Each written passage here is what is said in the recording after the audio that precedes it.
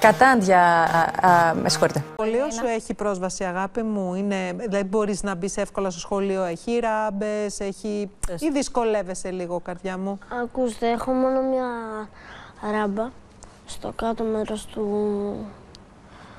στο προαύλιο.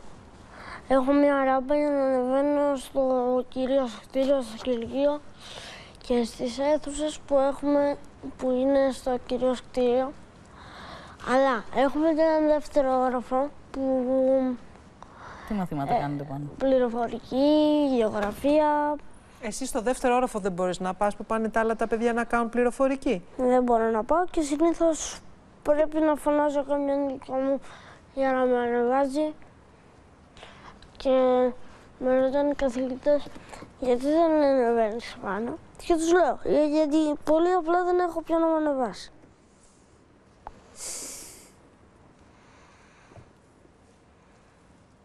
Όπως καταλαβαίνουμε, το θέμα των υποδομών και της στήριξης είναι κάτι το οποίο πρέπει να το δούμε συνολικά σαν κράτος. Ωραία τα λέμε εδώ. Πολύ ωραία και μπράβο Γιαννάκη, εκεί είσαι φοβερός. Ωραία τα λέμε εδώ. Μπράβο σου αγόρι μου που πας στο γήπεδο και σηκώνεις τις κούπες και το παιδί αυτό, συγγνώμη τώρα, αλλά εμένα με έχει αγγίξει πάρα πολύ. Και εμάς. Γιατί είναι ένα πανέξυπνο παιδί αυτό. Αξίες. Με αξίες, ωραίο λόγο, μπράβο στην οικογένεια. Και τώρα λέει ότι δεν μπορεί. Κάνουν τα άλλα τα παιδιά πληροφορική στον πανόροφο και δεν μπορεί να ανέβει αυτός. Εάν δεν τον πάρει κάποιος αγκαλιά να τον ανεβάσει.